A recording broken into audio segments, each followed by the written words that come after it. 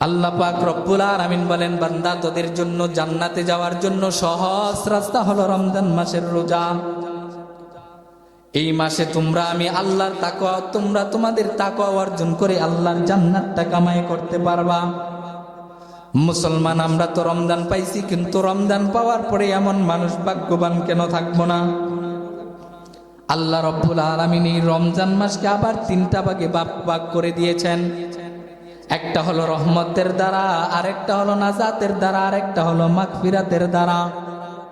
আল্লাহ পাক রব্বুল আলামিন বলেন, যেই বান্দা এরকম ভাবে একটা মাস রোজা পাইলো তাদের জন্য রহমত, যেই রহমতের 10 দিন আছে, এই রহমতের 10 দিনের ভিতরে আমি আল্লাহর রহমত দ্বারা এই রোজাদারকে ভরপুর কইরা দেই। 2 নম্বর হলো বান্দা দ্বিতীয় 10 দিনের ভিতরে বান্দা 10 দিন পাওয়ার পরে আবার তোমরা মাগফিরাত, আবার নাজাত পেলা। মাগফিরাতের 10 দিন দ্বারা আমি আল্লাহ তাআলা তোমাদেরকে ক্ষমা করে মুত্তাকি বান্দার খাতায় নামটা লেখা দেই।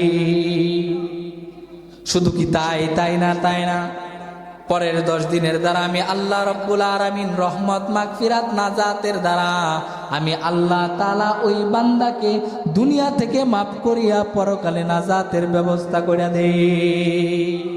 বলে জান্নাতি বান্দাদের জন্য, রোজাদারদের জন্য আমি আল্লাহ তাআলা রায়ান নামে জান্নাত একটা দরজা রাখছি। এই জান্নাত দিয়া অন্য জান্নাতীরা প্রবেশ করতে পারবে না, শুধু একমাত্র কেবলমাত্র রোজাদারদের জন্য আল্লাহ তাআলা স্পেশাল ভাবে এই গেটটা তৈরি করে রাখছে। জান্নাতীরা এই গেট দিয়ে ঢুকবে, শুধু রোজাদাররাই ঢুকবে, আর কেউ ঢুকতে পারবে না। তাহলে রোজার দাম আছে না নাই? আরে জোরে আওয়াজ করে এখন আছে না নাই?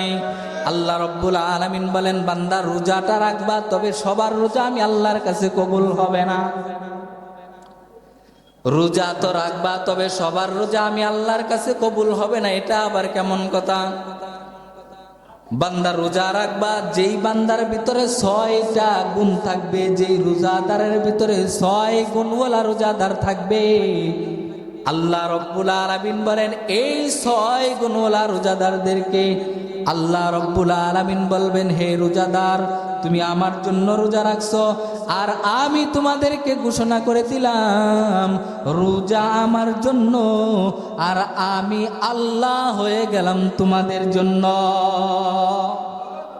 এবার দেখেন, নামাজ পড়ি আমরা, নামাজ পড়লে আল্লাহ তাআলা ফেরেশতার মাধ্যমে ওই নেকটা যোগ করে দেয়। দান করি, দানের আমলটাও আল্লাহ তাআলা ফেরেশতার মাধ্যমে যোগ করে দেয়। ঠিক তেমনই ভাবে যাকাত দেই, যাকাতের আমলটাও আলাদাভাবে লেখা হয়। হজ করি, এটার ব্যাপারেও আল্লাহ তাআলা আলাদাভাবে লেখেন। কিন্তু আল্লাহ বলেন, এই রোজাদার যখন রোজা রাখে তখন কোনো ফেরেশতা তার জন্য আমল লেখে না, বরং এদের জন্য একটাই পুরস্কার, রোজা রাখছো তুই আমার জন্য, আমি আল্লাহ সোজাসুজি না, আমি আল্লাহ তোদের জন্য কোনো লেখালেখি না, আমি আল্লাহ ঘোষণা দিয়ে দিলাম তোদের জন্য হয়ে গেলাম। সুবহান। তাহলে বুঝে থাকলে বলেন, আল্লাহ রব্বুল আলামিন যদি আপনার আমার হয়ে যায়, আমাদের কোনো চিন্তা আছে? বুঝেন নাই মনে হয় চিন্তা আছে। আল্লাহ যদি আমার হয়ে যায়, যে আল্লাহর জন্য মানুষ দুনিয়াতে সব কিছু করতে পারে। দুনিয়ার মানুষ আল্লাহকে দেখে নাই, জান্নাত দেখে নাই, জাহান্নাম দেখে নাই, পৃথিবীর মানুষ কোনো কিছুই দেখে নাই। আপনার আমার নবীকেও আমরা পৃথিবীর জমিনে দেখলাম না, কিন্তু আল্লাহ রব্বুল আলামিন বলেন, রোজা রাখার দ্বারা বান্দারা আমি আল্লাহর কাছে প্রিয় হয়ে যাবে, আর প্রিয় হয়ে গেলে পরে আমি আল্লাহ এদের জন্য রায়ান নামে জান্নাতের দরজা দিয়ে তারা প্রবেশ করতে থাকবে। এবার আসেন, সবার রোজা আল্লাহর কাছে কবুল হবে না। 6 গুণওয়ালা রোজাদারকে আল্লাহ বলবেন, তুমি আমার, আমি তোমার। এবার একটা উদাহরণ দিলে আপনারা সহজেই বুঝে যাবেন।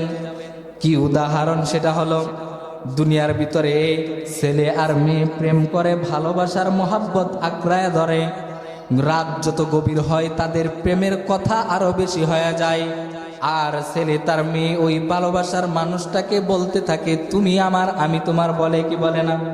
বলে তুমি আমার, আমি তোমার, তোমার জন্য আমি সব কিছু করতে রাজি। ও মুসলমান, ভালো করে শুনেন, আল্লাহ রব্বুল আলামিন বলেন রোজা রাখার দ্বারা বান্দা আমার সাথে প্রেম করবে, মহাব্বত করবে, আর আমি আল্লাহ এদেরকে ঘোষণা করে দিলাম মুমিন তুমি আমার, আমি আল্লাহ তোমার হয়ে গেলাম। এবার 6টা গুণ জানা দরকার, আছে না নাই? চিল্লায় আওয়াজ করে বলেন, আছে না নাই? মুসলমান, ভালো করে শুনেন, 6টা গুণের ভিতরে 1 নম্বর হলো মুমিন রোজা যে রাখবা, কার জন্য রাখবা? কথা বলেন, কথা বলেন। রোজা কার জন্য? আল্লাহর জন্য। তাহলে 1 নম্বর গুণ হলো মুমিন, তুমি যখন রোজা রাখবা তোমার ভিতরে, মুত্তাকির ভিতরে গুণ থাকতে হবে। বান্দা তুমি যে রোজা রাখবা, রোজা রাখলে পরে তোমার রোজা কবুল হবে বিষয়টা তেমন নয়। বলে রোজা রাখার দ্বারা তুমি যে মুত্তাকি হয়ে যাবা, তাহলে একটু শ্রম দেওয়া দরকার আছে। বলে কি দেওয়া দরকার আছে? রোজা যে তুমি সেহরিটা খাবা, তোমার সেহরিটা হালাল হতে হবে। কি হতে হবে? হালাল হতে হবে। এই হালাল খাবার খেয়ে যখন বান্দা রোজা রাখবা, আল্লাহ বলবেন হে মুমিন রোজা আমার জন্য রাখছো, আমি আল্লাহ তোমার জন্য হয়ে গেলাম। 2 নম্বর গুণ। 2 নম্বর গুণ হচ্ছে মুমিন তোমরা যে রোজা রাখবা এটার ভিতরে কোনো রিয়া থাকতে পারবে না, কোনো কিছুই থাকতে পারবে না। আসলে রোজার দ্বারা কোনো রিয়া আসে না, রোজার দ্বারা কোনো রিয়া আসে না। রোজা তো বান্দা রাখে আল্লাহকে খুশি করার জন্য। আল্লাহ বলছেন যে তুমি বান্দা রোজা রাখো, আদেশ হয়ে গেল ইয়া আইয়ুহাল্লাযীনা আমানু কুতিবা আলাইকুমুস সিয়াম কামা কুতিবা আলাল্লাযীনা মিন ক্বাবলিকুম লাআল্লাকুম তাত্তাকুন। দুনিয়ার উম্মতেরা, দুনিয়ার বান্দারা, রোজা আমি তোমাদের জন্য ফরজ করলাম, তোমাদের জন্য কঠিন করি নাই, তোমাদের জন্য কষ্টদায়ী হবে সেটাও করি নাই। বলে কেন? বলে তোমাদের উপরেই শুধু রোজাকে ফরজ করে নাই, বলে তোমাদের পূর্বপুরুষ যারা বাপ দাদা ছিল তাদের উপরেও রোজাকে ফরজ করে দিয়েছি। যদি তোমরা রাখতে পারো তাহলে আমি আল্লাহ তোমাদেরকে জান্নাতের ভিতরে এমন একটা গেট তৈরি করে দিব। পূর্বে 1টা বছর বান্দা গুনাহ করেছ, আর রোজার দ্বারা বান্দা মুত্তাকি হতে পারবা, জান্নাত কামাইতে পারবা। দুনিয়ার মানুষ সব সময় জান্নাত কামাইতে চায়। আমার আল্লাহ বলেন বান্দা জান্নাত তো কামাইবা, কিন্তু কিছু গুণ থাকা লাগবে। সেই গুণগুলো যদি অর্জন করতে পারো, আমি আল্লাহ তোমাদেরকে সহজে সিরাতুল মুস্তাকিম, অর্থাৎ সহজভাবে তোমাদেরকে জান্নাতের পথ দেখায়া দিব। বান্দা রোজা রাখবা, রোজাটা আল্লাহর জন্যই হতে হবে। দুনিয়ার মানুষ রোজাটা আল্লাহর জন্যই রাখে, তবে খাবারটা হালাল হতে হবে। হারাম টাকা দিয়া বান্দা যদি ইফতার খাও, সেহরি খাও, আল্লাহ তোমার রোজাকে কবুল করবে না। 2 নম্বর মুমিন তোমরা এই রমজান মাসের ভিতরে তাকওয়া অর্জন করতে পারবা। কোন গুণের মাধ্যমে? সহজে বান্দা জান্নাতে যাইতে পারবা। আরো কিছু কাজ আছে। রমজান মাসে বান্দা সারাটা মাস তাহাজ্জুদ পড়তে পারে না, নফল ইবাদত করতে পারে না। আমার আল্লাহ জানাই দেই মুমিনের দল, তোমরা তো সারা মাস তাহাজ্জুদ পড়তে পারো না এই পৃথিবীর জমিনের ভিতরে, কিন্তু রমজান মাসের ভিতরে আমি আল্লাহ রমজানকে কেমন দামি বানাইছি, বলে এমন দামি বানাইছি বান্দা রমজান মাসে একটা ফরজ পড়বে তো আল্লাহ তাআলা 70টার সওয়াব তার আমলনামায় যোগ কইরা দিবে। বান্দা যদি একটা নফল পড়ে, বান্দা নফল বাংলা বান্দা যখন রমজান ছাড়া নফল নামাজ পড়ে, কিন্তু নফলটারে নফলই লেখা হয়। আর বান্দা রমজান মাস পায়া যখন বান্দা নফল ইবাদত করতে থাকবে, নফলের দ্বারা আল্লাহ রব্বুল আলামিন বলেন বান্দা একটা নফল আদায় করবে তো আল্লাহ তাআলা একটা ফরজের সমান সওয়াব তার আমলনামায় লিখবে। সুবহানাল্লাহ, রাস্তে কোন কন্যা সুবহানাল্লাহ। তাহলে রমজানের দাম আছে না নাই? বলে আছে। বলে একটা ফরজ পড়লে যদি 70টার সওয়াব পাওয়া যায়, বলে একটা নফল পড়লে যদি একটা ফরজের সওয়াব পাওয়া যায়, তাহলে এই রমজান মাসের কত গুরুত্ব থাকতে পারে, কত গুরুত্ব থাকতে পারে। মুসলমান নবীর উম্মতের দল, আল্লাহ পাক রব্বুল আলামিন বলেন দুনিয়ার মানুষ রমজান দ্বারা তোমাদের তাকওয়া অর্জন করতে পারবা। আর এই তাহাজ্জুদটা তোমরা কখন পড়বা? পৃথিবীর মানুষেরা রমজানের নফল আর তাহাজ্জুদের আমলগুলো বাড়ায়া দাও, বাড়ায়া দাও। দুনিয়ার কাজগুলো কমায় দাও, ব্যবসার ভিতরে সময় কম লাগাও। জান্নাত যদি বান্দা পাইতে চাও, তাহলে আল্লাহর ঘরে আইসা আল্লাহর কুদরতি পায়ে সিজদা লাগাও। জবানটা দিয়েছেন আল্লাহ, শরীরটা দিয়েছেন আল্লাহ, পুরা জানটা দিয়েছেন আল্লাহ। আল্লাহ বলেন মুমিন মুত্তাকি হওয়ার গুণ, মুত্তাকি যদি হইতে পারো তাহলে না বান্দা জান্নাত পাইবা। রমজান মাস পায়া যেই বান্দা তার গুনাহ মাফ করাইতে পারল না, নবী আলাইহিস সালাতু ওয়াস সালাম বলেন উম্মতের ভিতরে এদের মতো কপাল পুরা মুসলমান আর পৃথিবীর জমিনে নাই। বান্দা তাহাজ্জুদ সারা মাস পড়তে পারো না, কিন্তু রমজান মাসে যাইয়া বান্দা কোন সময় তোমরা তাহাজ্জুদটা পড়বা? বলে বান্দা যখন শেষ রাত্রে উঠবি, তাহাজ্জুদের সময় যেমন হয়, বলে কখন তোরা তাহাজ্জুদ পড়বি? বলে বান্দা যখন সাহারির সময়টাই উঠবা, ওই সময় উঠবা, ওঠার সময় দেখবা ওই টাইমটাই মেইন সময় হলো তাহাজ্জুদের টাইম। বান্দা রমজান মাসে সেহরির আগে আগে একটু সেহরি খাওয়ার আগে আগে উঠবা, ওইটা সুন্দরভাবে ওযু বানাইয়া 2 রাকাত 4 রাকাত করে তাহাজ্জুদের মুসল্লায় দাঁড়ায় যাইবা। আর মালিককে ডাক দিয়া কও, মালিক পৃথিবীর জমিনে সারাটা বছর গুনায় কাটাই দিলাম, আমার আমল নামার ভিতরে শুধু গুনাহ আর গুনাহ। তাকায় দেখো আমার চেয়ে গুনাহগার কেউ নাই। ওগো আল্লাহ, রমজান মাস পাইলাম, তাকওয়া অর্জন করার মতো আল্লাহ তৌফিক দিয়া দাও। 2 রাকাত 4 রাকাত তাহাজ্জুদের নামাজ পড়িয়া বান্দা যখন 2টা ফোঁটা চোখের পানি ছাইরা দিবা, আল্লাহ বলেন তোর চোখের ফোঁটার পানিটা গালে ডুগায় আসার আগে আগে আগে আমি আল্লাহ তোর আমল নামার গুনাহ মাফ কইরা দে। শুধু কি তাই না, না না বান্দা, তোমরা এই শেষ রাতে উঠিয়া যখন সেহরির টাইমটাই উঠবা, এই টাইমে যাইয়া মুসলমান 2 রাকাত নামাজ পড়িয়া তারপরে সেহরিটা খাইবা। সেহরি খাওয়ার সময় সুন্নত তরিকায় খাও। বান্দা আল্লাহর জন্য রোজা রাখবা, নিয়ত কইরা খাও। বান্দা আবার যখন তারাবির নামাজ এমনটা সময়, বান্দা রাতের বেলা সারাদিন রোজা রাখবে। রোজা রাখার পরে বান্দার একটা কষ্ট অনুভব হবে, ক্লান্তি অনুভব হবে।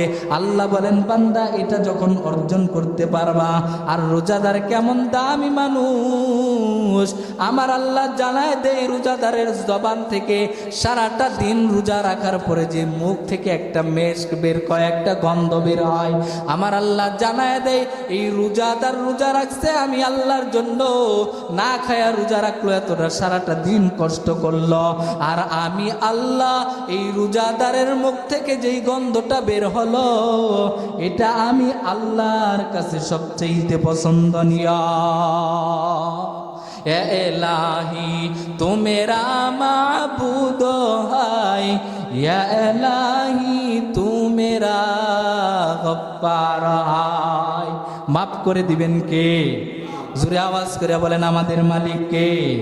আল্লাহ হচ্ছেন আমাদের মালিক। রোজা রাখবো কার জন্য? আল্লাহর জন্য রোজা রাখবো। তবে আল্লাহ বলেন বান্দা এই রোজাটা রাইখা রাইখা তোমরা তাকওয়া অর্জন করবা, শেষ রাতে উঠিয়া এই কাজগুলা করবা। আমরা তো আগে ভাগেই উঠি, আবার সারাদিন বান্দা রোজা রাখার পরে একটা ক্লান্তি অনুভব করার পরে আবার রাতের বেলা বান্দা নামাজের ভিতরে দাঁড়ায় যাইবা। আবার 8 আর 20 লইয়া তোমরা পারাপারি ঝামেলা করবা না। বলেন নবী আলাইহিস সালাতু ওয়াস সালামের প্রিয় একজন সাহাবী হযরতে ওমর রাদিয়াল্লাহু তাআলা, হযরত ওমর তো মক্কার ভিতরে এমন ভাবে সুন্দর করে তারাবির নামাজটা সাহাবায়ে কেরামদেরকে নিয়ে পড়লেন। বলে সাহাবায়ে কেরামদেরকে সবাইকে একত্রিত বানাইয়া বলেন, ও সাহাবীরা, নবীর রেখে যাওয়া একটা সুন্নত, এইটা তোমরা আদায় করবা। হযরত ওমরের জমানার ভিতরে 20 রাকাত তারাবি সাহাবায়ে কেরামের মধ্যে পড়লেন। নবী আলাইহিস সালাতু ওয়াস সালাম এমন একজন প্রিয় সাহাবী যে হলেন হযরতে খলিফাতুল মুসলিমিন হযরতে ওমর রাদিয়াল্লাহু তাআলা। এই ওমর বললেন 20 রাকাত তারাবি করে দিলেন। তাহলে বুঝে থাকলে বলেন যে এমন একজন সাহাবী, জান্নাতি একজন সাহাবী, আল্লাহ তাআলা যাকে দুনিয়াতেই জান্নাতের টিকিট দিয়েছে, সুবহানাল্লাহ কন্যা। 10 জন সাহাবার ভিতরে 10 জনের ভিতরে একজন হলেন হযরতে আবু বকর, হযরতে উমর, হযরতে আলী, হযরতে উসমান, হযরতে আবু বকর।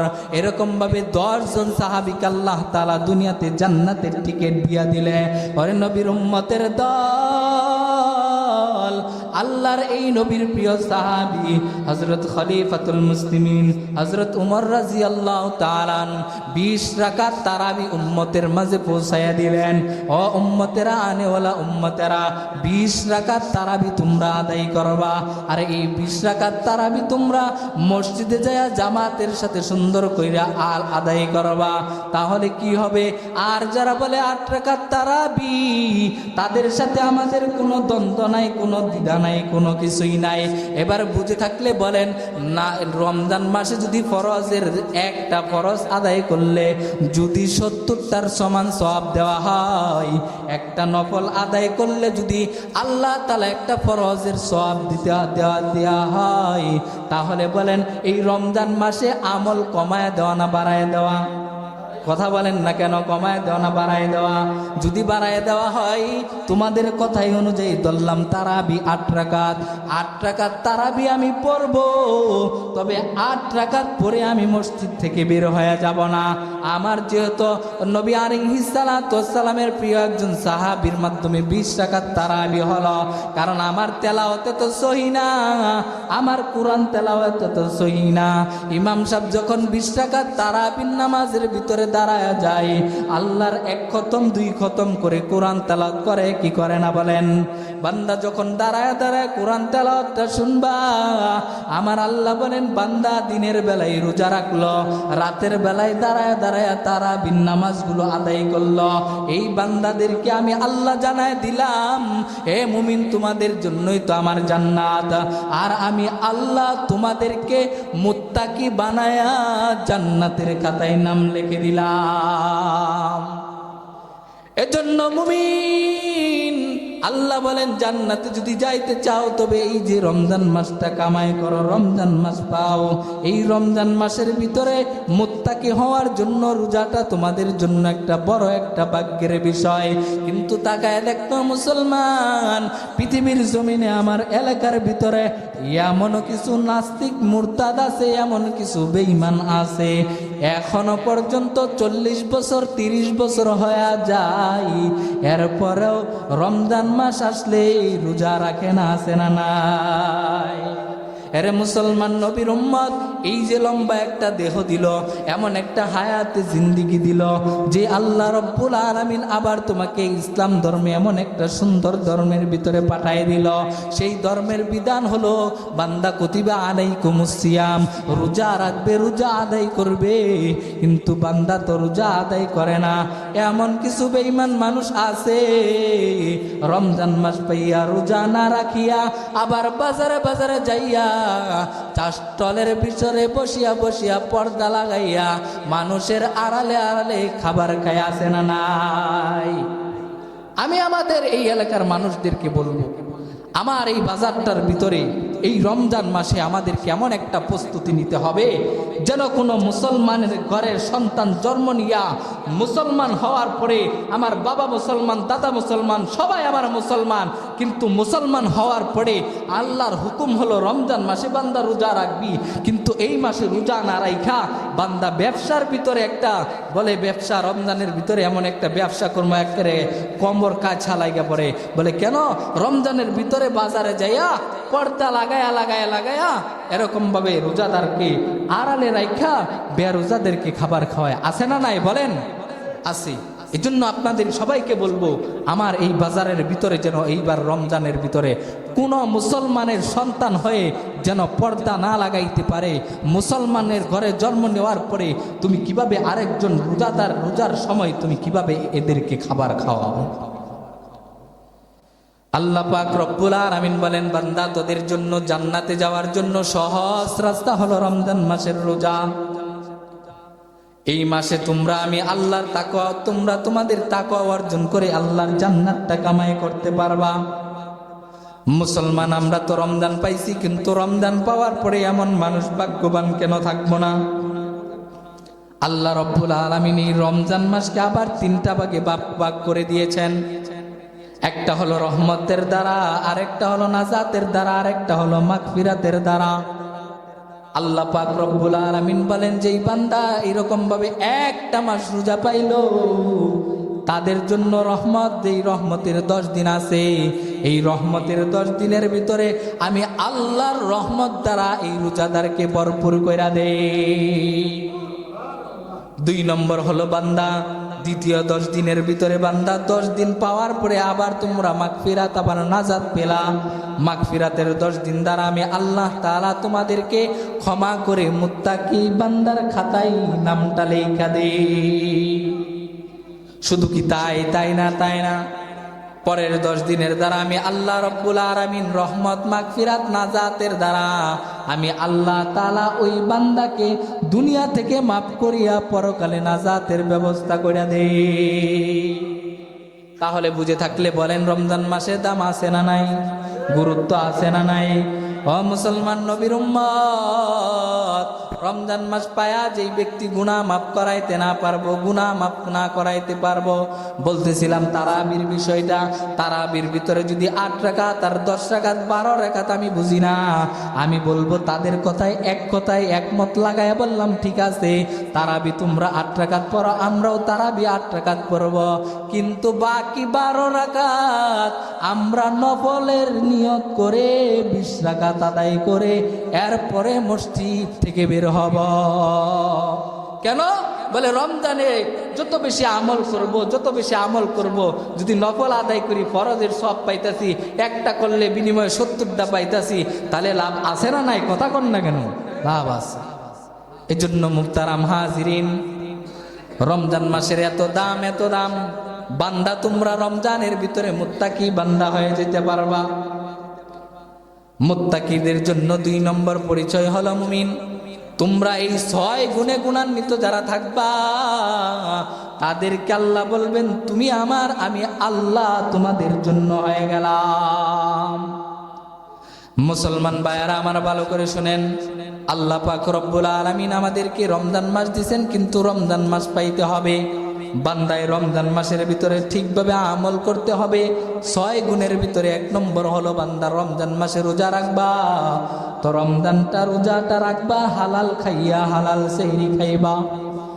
সেহরিটা হালাল হতে হবে, ইফতারটাও হালাল হতে হবে। 2 নম্বর হলো রমজান মাসে বান্দা জবান দ্বারা মিথ্যা কথা বলতে পারবা না।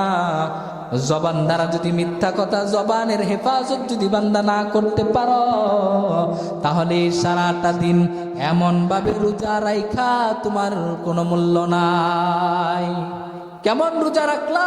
বলে রমজানের ভিতরে রোজাও রাখলা, মিথ্যা কথাও বললা, সুদ খাইলা, ঘুষ খাইলা, মানুষের দোষ কাজ করলা, তুমি এই রোজা রাখলা। কেমন রোজাদার জানো?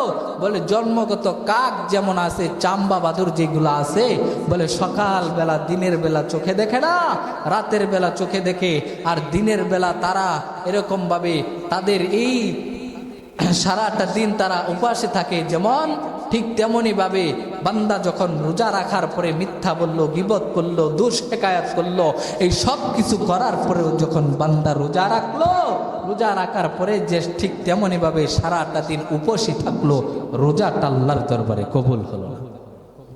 এই জন্য মুমিন চিন্তা করতে হবে, রমজান মাস তো চলে আসতেছে, রমজান মাস কেন দামি হলো? বলে রমজান মাসটা এমন দামি হলো এই কারণে, বলে রমজান মাসে কোরআনটা আল্লাহ তাআলা নাজিল করার কারণে রমজানের দাম আল্লাহ বাড়াই দিয়েছে। সুবহানাল্লাহ।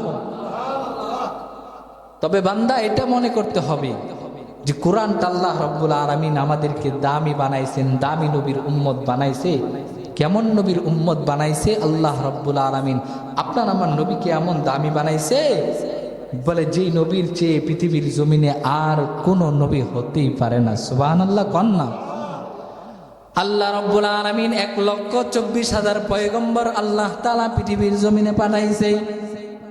তার ভিতরে আপনার আমার নবীকে আল্লাহ তাআলা সর্বোচ্চ মাকাম দ্বারা আল্লাহ তাআলা পৃথিবীর জমিনে পাঠাইছে। সুবহানাল্লাহ কন্যা। কেমন দামি বানায় পাঠাইছে আল্লাহ রব্বুল আলামিন নবী আলাইহিস সালাতু ওয়াস সালামকে। হযরত আমিনা ঘটনা লেখেন, কিতাবের ভিতরে লেখেন, তাফসীরের ভিতরে লেখেন, হযরত আমিনা এমন গর্ভের ভিতরে সন্তান আসছে, এমন অবস্থায় হযরত আমিনা রাস্তা দিয়া চলে, খুব সংক্ষিপ্ত করে বুঝায় যায় মুসলমান, আল্লাহ রব্বুল আলামিন এমন ভাবে আপনার আমার নবীকে দুনিয়ার জমিনে পাঠাইছে সবার পরে, কিন্তু সর্বোচ্চ মাকাম আল্লাহ তাআলা আপনার আমার নবীকে আল্লাহ রব্বুল আলামিন সবার উপরে রাখছে। কেমন দামি বানায় পাঠাইছে মুসলমান, ভালো করে শোনো।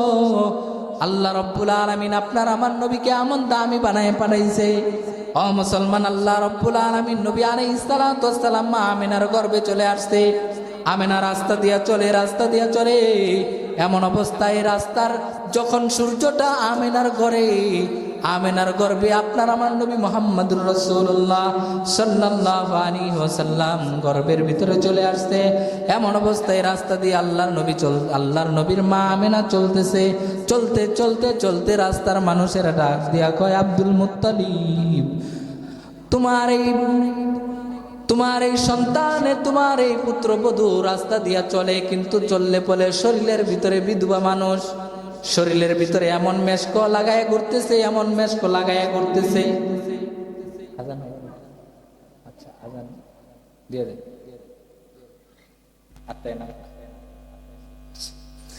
মুসলমান ভাইরা আমার ভালো করে শুনেন, হযরতে আমিনা রাস্তা দিয়া চলে, তো আল্লাহর নবী আমিনার গর্ভে আছে। এমন অবস্থায় রাস্তা দিয়া চলতেছে আর এলাকার মানুষেরা তাদেরকে ডাক দিয়া কয়, ওগো আব্দুল মুত্তালিব, তোমার এই সন্তানের স্ত্রী আমিনা তো রাস্তা দিয়া চললে বলে তার শরীরের ভিতরে এমন দামি মেশক লাগায় ঘুরে। কেন এই দামি মেশক লাগায়, কেন এমন দামি আতর লাগাইল? নবীজি সাল্লাল্লাহু আলাইহি সাল্লাম গর্ভে যখন চলে আসলো, এমন অবস্থায় পৃথিবীর মানুষের ভালো করে শোনো, কেমন দামি নবীর উম্মত হইলা আর কেমন নবী পাইলা, সেই নবীকে আজকে মুসলমান চিনতে পারে না। মুসলমান ভালো করে শুনেন, আব্দুল মুত্তালিব ডাক দিয়া কয়, আমিনা, তোমার গর্ভে এমন সন্তান রহমাতুল লিল আলামিন নবী আলাইহিস সালাতু ওয়াস সালাম যেদিন আসবে। এমন অবস্থায় রাস্তা দিয়া চললে পরে হযরত আমিনাকে আব্দুল মুত্তালিব ডাক দিয়া কয়, আমিনা, এমন কি আতর লাগায়া রাস্তার অলিতে গলিতে ঘুরো, যার কারণে এলাকার মানুষেরা আইসা তোমার নামে আমার কাছে বদনাম করে? হযরত আমিনার ডাক দিয়া কয়, ওগো আব্বা,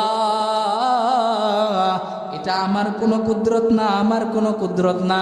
বলে, কার এটা কুদরত? বলে, যেদিন থেকে আমার এই গর্ভে আমার সন্তান আসছে, আমার সন্তান আসার সাথে সাথে আমি যখন রাস্তা দিয়া চলি, তো রাস্তা দিয়া চললে পরে রাস্তা দিয়া চলতেছি আর অটোমেটিক দেখলাম আমার শরীর থেকে মেশকে আম্বরের ঘ্রাণ বের হইতে লাগলো। সুবহানাল্লাহ। শুধু কি তাই না, নবীজির মা বলেন, হযরত আমিনা ডাক দিয়া কয়, ওগো আব্বা জান, আমি যখন রাস্তা দিয়া চললে পরে দেখলাম যেই সূর্যটা আগে দেখতাম আমার উপরে সূর্যের আলোটা পড়তো, কিন্তু আমি যখন আমার সন্তান গর্ভে চলে আসছে, এমন অবস্থায় তাকায় দেখলাম আমি রাস্তা দিয়া চললে পরে দেখি এই সূর্যটা আমার মাথার উপর পড়ার আগে কোথায় থেকে যেন এমন একটা ছায়া আইসা আমি আমিনার মাথার উপরে দিয়া দেয়। মুসলমান নবীর উম্মতের দল, কেমন দামি নবীর উম্মত পাইলা। হযরত আমিনা বলেন, শুধু কি তাই নয় বাবা, বলে, আমি যখন এই মক্কার ভিতরে যাইয়া জমজমের কুয়া থেকে পানি উঠাইতে যাইতাম, এমন অবস্থায় পানিটা উঠাইতে আগে যাইতাম তো বালতি রশি দ্বারা আমি পানি উঠাইতাম, দূর থেকে উঠাইতাম, কিন্তু আমি যখন এখন পানি উঠাইতে যাই, কুয়ার ধারে যাইতে দেরি হয় আর পানিটা অটোমেটিক উপরে উঠতে দেরি করে না।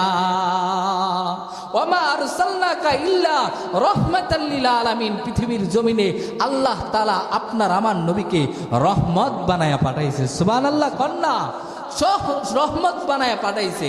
হযরত আমিনা ডাক দিয়া কয়, শুধু কি তাই নয়, আমি যখন পানি উঠাইতে যাইতাম অটোমেটিক পানি উঠা যাইত, আর মক্কার অলি গলির মহিলারা আইসা বলে, আমিনা, তুমি যাও না, যতক্ষণ পর্যন্ত আমরা মক্কার মহিলারা পানি না উঠাইয়া চলে যাইব, ততক্ষণ পর্যন্ত তুমি আমিনা এখান থেকে যাইবা না। বলে, তুমি এখান থেকে চলে গেলে পানিটা অটোমেটিক তুমিও চলে যাও, পানিটাও অটোমেটিক নিচে চলে যায়। তাহলে হযরত আমিনা বলেন, বাবা শুধু কি এটাই না না, আমার যখন গর্ভে থেকে আমার সন্তান আসলো, কেমন দামি নবী পৃথিবীর জমিনে আসতেছে। মুসলমান, আল্লাহ তাআলা নবীকে এত দামি বানায় পাঠাইছে, নবী আসতেছে দুনিয়ার জমিনে, না আসার আগেই শুধুমাত্র গর্ভে আছে, যেদিন দুনিয়ার জমিনে আসবে এমন অবস্থায় হযরত আমিনা বলে, আমার দুনিয়ার মহিলারা যখন সন্তান প্রসব করে তো তাদের ব্যথা থাকে, তাদেরকে ডাক্তার দেখাতে হয়, তাদেরকে এরকমভাবে বিভিন্ন চিকিৎসা নিতে হয়, অথবা মহিলাদের ব্যবস্থা থাকতে হয়। হযরত আমিনা বলেন, আমার গর্ভ থেকে আমার সন্তান, আমার এই সন্তান যেদিন দুনিয়ার জমিনে আসবে তো অটোমেটিক দেখলাম আসমানের রহমতের নূরের ফেরেশতারা আমার ঘরের ভিতরে প্রবেশ করতেছে। সুবহানাল্লাহ কন্যা, রহমতের ফেরেশতারা আমার ঘরে প্রবেশ করতেছে, আর প্রবেশ করতেছে অটোমেটিক দেখলাম, আমি কোনো টের পেলাম না, অটোমেটিক আমার এই সন্তান, আমার আপনার নবী হযরতে মুহাম্মদ রাসূলুল্লাহ কন্যা সাল্লাল্লাহু আলাইহি ওয়াসাল্লাম অটোমেটিক দুনিয়ার জমিনে চলে আসলো। আসার পরে আমিনা বলেন, আমি কোনো কষ্ট অনুভব করলাম না, কোনো কিছুই অনুভব করলাম না, আমার সন্তান দুনিয়ার জমিনে চলে আসলো তো এমন অবস্থায় আমার এই সন্তান আসলো এমন অবস্থায়, বলে কি অবস্থায়, বলে দুনিয়ার মানুষ সন্তান, ছেলে সন্তান হলে খতনা করানোর দরকার আছে না নাই? কথা বলেন আছে না নাই? বলে আল্লাহর নবী যেদিন দুনিয়ার জমিনে আসছে তো আল্লাহ তাআলা হযরত আমিনা খতনাগত অবস্থায় আসছে। সুবহানাল্লাহ কন্যা, শুধু কি তাই না না, হযরত আমিনা বলেন, আমার সন্তান নবী যখন দুনিয়ার জমিনে আসলো, আসার সাথে সাথেই তাকায়া দেখলাম আমার সন্তানটাও অটোমেটিক সিজদাগত অবস্থায় পড়ে রইল। সুবহানাল্লাহ। মুসলমান নবীর উম্মতের দল, এমন নবীর উম্মত পাইছো, এমন নবীর উম্মত হইছ পৃথিবীর জমিনে। আপনার আমার নবী সবচাইতে দামি নবী পৃথিবীর জমিনে। আল্লাহ রাব্বুল আলামিন নবীকে এত দামি বানিয়ে পাঠাইছে। শুধু কি তাই নবীদের চাচা ডাক দেয়া কয়, বাতিজা তোমার নামে এমন কিছু অলৌকিক ঘটনা ঘটলো। বলে কি ঘটনা ঘটলো? বলে একদিন আমি দেখলাম তোমার মা আমিনার কাছ থেকে আমি শুনতেছিলাম। বলে চাচা আপনি কি শুনতেছিলেন? বলে তোমার মা এরকম তোমাকে যেদিন জন্ম দিলেন, জন্ম দেওয়ার পরে তোমার মার নাকি কোনোভাবে কোনো কষ্ট হয় নাই, তুমি আসার পরে অটোমেটিক সিজদায় পড়ে গেছ। শুধু কি তাই না রে মুসলমান, আমার আল্লাহ জানায় দেয় নবী আসবে দুনিয়ার জমিনে রহমত হিসেবে আসবে। নবী আসবে দুনিয়ার জমিনে গোটা পৃথিবীটাকে আলোড়ন করার জন্য। পৃথিবীর জমিনে আমার নবীর পরে কোনো নবী হবে না, আমার নবীর উপরে কোনো নবী উস্তাদি করতে পারবে না। আল্লাহর নবী দুনিয়ার জমিনে আসলো, আর নবীজির চাচা ডাক দেয়া কই, ও ভাতিজা ভালো করে শোনো, কেমন দামি তোমাকে আল্লাহ বানাইছে। অটোমেটিক দেখলাম তুমি যেন কেমন ভাবে আসছো, আসার পরে হঠাৎ করে দেখলাম ঘরের ভিতরে কারেন্ট নাই, বিদ্যুতের কোনো ব্যবস্থা নাই। তাকায় দেখলাম ঘরের ভিতরে বিদ্যুৎ নাই, কিন্তু অটোমেটিক দেখলাম তুমি আসার সাথে সাথে আল্লাহ রব্বুল আলামিন ঘরটাকে নূরে আলোকিত কইরা দেয়। সুবহানাল্লাহ, জোরে কন্যা সুবহানাল্লাহ। বলে ঘরটাকে এত আলোকিত কইরা দেয়। বলে আর কি শুনছেন চাচা? বলেন। নবীজির চাচা ডাক দিয়া কয়, ও ভাতিজা শুধু তাই না, আমি দেখলাম হঠাৎ তোমাকে যখন বাহিরে বের করে নিয়ে আসলো, মরুভূমিতে যখন তোমাকে রাখা হইল, শুয়ন্ত অবস্থায় আসো, কিন্তু হঠাৎ দেখলাম তোমার পাও লড়তেছে, তোমার হাত নাড়াচাড়া করতেছে। এমন অবস্থায় দেখলাম চারটা তোমার দিকে আসতেছে, আসতে দেখলাম তোমার পাও নাড়াচাড়া করে, চারটাও নাড়াচাড়া করে। এবার চিন্তা করে দেখলাম একটুর জন্য তোমার উপরে পড়ে যাই এমন অবস্থা। তখন আমি যখন একটা চিৎকার দিলাম, হঠাৎ করে চারটা আবার চলে গেল। তখন চিন্তা করে দেখলাম এই চাঁদ তোমার উপরে পড়ার জন্য আসে নাই, দেখলাম আপনার আমার নবীকে আল্লাহ এমন দামি বানায় পাঠাইছে, যেই কারণে আল্লাহ তাআলা নবীর হাতের নাড়াচাড়ার কারণে অটোমেটিক চাঁদও ডান্স করতেছে। সুবহানাল্লাহ। কেমন দামি নবী, কেমন রহমাতুল লিল আলামিন। আল্লাহর রাসূল বলেন, আমার চাচা আমাকে ঘটনা শুনাইতেছে। বলে আর কি শুনছেন? বলে হঠাৎ তোমার মা একদিন আমিনা কান্না করতেছে। বলে কেন কান্না করতেছে আর কান্না করতেছে। আর আল্লাহ রাব্বুল আলামিন ডাক দিয়া কয়, আমেনা কেন তুমি কান্না করতেছো, কেন তুমি কান্না করতেছো? হযরত আমেনা ডাক দিয়া কয়, ওগো আল্লাহ, আর নবীজিকে ডাক দিয়া কয়, ওরে আমার সন্তান, ইয়া মুহাম্মদ, আজকে যদি তোর বাবা বেঁচে থাকতো, আজকে যদি আব্দুল্লাহ বেঁচে থাকতো, তাহলে তো তোরে মক্কার অলিতে গলিতে ঘুরাইতো, মক্কার কত কত কত খেলনা কিনে দিত। আজকে তোর বাবা নাই, তোমাকে হাত ধইরা নিয়ে যাওয়ানোর মতো কোনো ব্যবস্থা নাই। আল্লাহ রাব্বুল আলামিন ডাক দেয়া কয়, আমেনা রে, তুই কোনো টেনশন করবি না, তুই কোনো চিন্তা করবি না। আমার দুস্থকে, আমার হাবিবকে, আমার মাহবুবকে আমি এমন ভাবে দিলাম, দুনিয়ার জমিনে নয়, দুনিয়ার জমিনে নয়, আর দুনিয়ার কোনো মক্কার অলিতে গলিতে নয়। আমার দুস্থকে, আমার হাবিবকে, বড়টা বয়সটা হইতে দেরি হবে আমার হাবিবকে এক ডান হাতে দরিয়া, শুধু দুনিয়া নয়, 7 তবক আসমান পাড়ি দিয়া, জান্নাত জাহান্নাম সব পাড়ি দিয়া, আরশ কুরসি সব পাড়ি দিয়া আমি আল্লাহর কাছে আইনা বসাই দিব। সুবহানাল্লাহ। আল্লাহর কাছে বসাইয়া জান্নাত জাহান্নাম সব দেখায় আবার তোরটা তোর কাছে ফিরাই দিব। নবী আমার কেমন দামি মুসলমান, সেই নবী বলেন, উম্মতেরা রে, তোমরা যদি 2টা কাজ করতে পারো, এই 2 কাজের বিনিময়ে তোমরা জান্নাত পাইয়া যাইবা। কি 2টা কাজ করবা? নবী বলেন, তারাকতু ফীকুম আমরাইন লান তাদিল্লু মা তামাসসাকতুম বিহিমা কিতাবাল্লাহ ওয়া সুন্নাত রাসূলি। নবী আলাইহিস সালাতু ওয়াস সালাম বলেন, উম্মতেরা রে, তোমাদের ভিতরে আমি 2টা জিনিস রেখে আসলাম।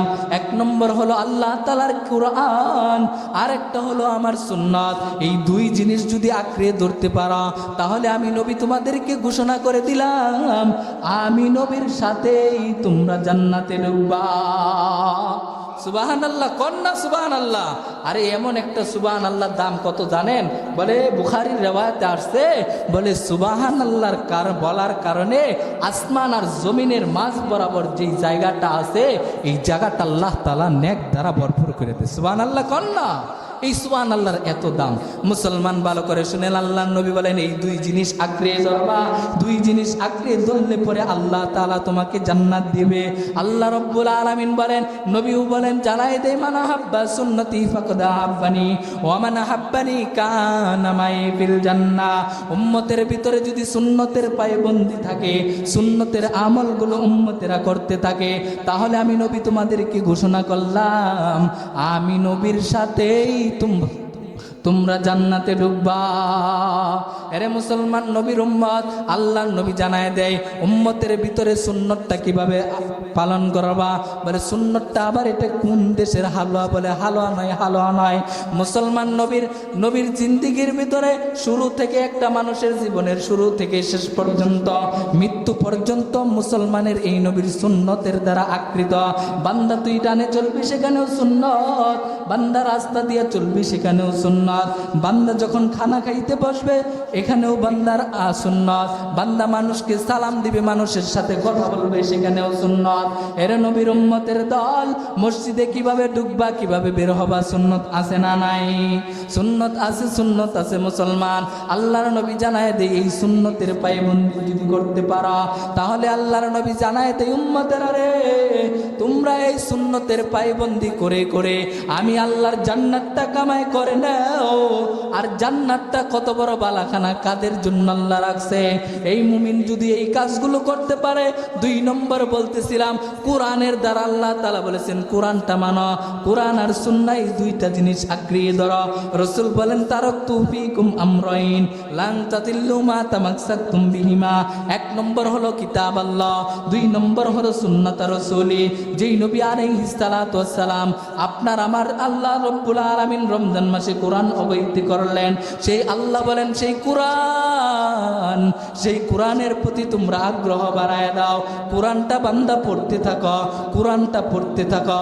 বান্দা তুমি কোরআন পড়তে পারো না, কিন্তু কোরআনের ভিতরে ছোট ছোট সূরা আছে, কোরআনের ভিতরে এমন দামি কিছু সূরা আছে, এই সূরাগুলো বান্দা যদি তেলাওয়াত করতে পারো। বলে কি সেই সূরা যেটা সব মানুষ জানে, সব মানুষ জানে? বলে কোন সেই সূরাটা? বলে কোরআনের ভিতরে এমন একটা দামি সূরা আছে। বলে কোন সেই সূরা? বলে সূরাতুল ইখলাস। জানেননি? কথা কন না কে? কুলফুর সূরা জানেননি? কুলহুর সূরা, এটা বলে আমি শেষ করে দিব। কুলহুর সূরাটা কেমন একটা দামি সূরা, যদিও এটা ছোট্ট একটা সূরা, কিন্তু এই সূরার ওজনটা এত পরিমাণ বেশি, এত পরিমাণ বেশি। বলে কেমন বেশি? বান্দা তো কোরআন পড়তে পারে না, কিন্তু বান্দার আমলের জন্য আমার আল্লাহ জানায় দিই, মুমিনেরা তোমাদের জন্য এই কোরআনের এই সূরাতুল ইখলাস, এই ইখলাসটার মোহাব্বত বেশি বেশি করো। সূরা ইখলাসের মোহাব্বত করার কারণে আমার আল্লাহ রব্বুল আলামিন, যদিও তুমি কোরআন পড়তে পারো না, বান্দা যদি জবানের দ্বারা একবার সূরাতুল ইখলাস তেলাওয়াত করে, বলে কয়বার? একবার তেলাওয়াত করবে, একবার তেলাওয়াতের দ্বারা বান্দার আমল নামার ভিতরে 10 পারার সওয়াব লেখা দিবে। আরো জোরে কন্যা সুবহানাল্লাহ।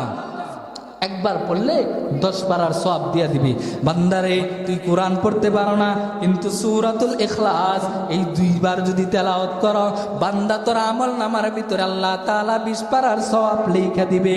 এরে মুসলমান নবীর উম্মতের দল, তোমরা তো কোরআন পড়তে পারো না, সুন্দরভাবে কোরআন পড়তে পারো না, কিন্তু সূরাতুল ইখলাস এমন একটা দামি সূরা, বান্দা যদি কোনো মুসলমান ইখলাসের সাথে সুন্দর করিয়া যদি আল্লাহর জন্য সূরাতুল ইখলাসকে 3 বার তেলাওয়াত করতে পারো, আমার আল্লাহ জানায়া দেয় এই বান্দার আমল নামার ভিতরে এই 1 খতম কোরআন তেলাওয়াতের সওয়াব লিখে দেওয়া হয়।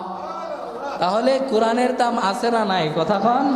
আছে, কোরআনের দাম আছে। আল্লাহ রব্বুল আলামিন এই পবিত্র রমজান মাসে আমাদেরকে কোরআনটা অবতীর্ণ করেছেন। এজন্য সামনে রমজান মাস আসতেছে, এই রমজান মাসকে সামনে রেখে আল্লাহর কাছে দোয়া করব, আল্লাহ রমজান পর্যন্ত আমাদের হায়াতটুকু পৌঁছায়া দাও। কারণ রমজান পর্যন্ত আমি বাঁচি কি না বাঁচি এটা আমার কোনো গ্যারান্টি নাই। আল্লাহর কাছে চাইতে থাকেন। এজন্য নবী বলেন, আল্লাহুম্মা বারিক লানা ফি রজব ওয়া শাবান ওয়া বাল্লিগনা রমাদান।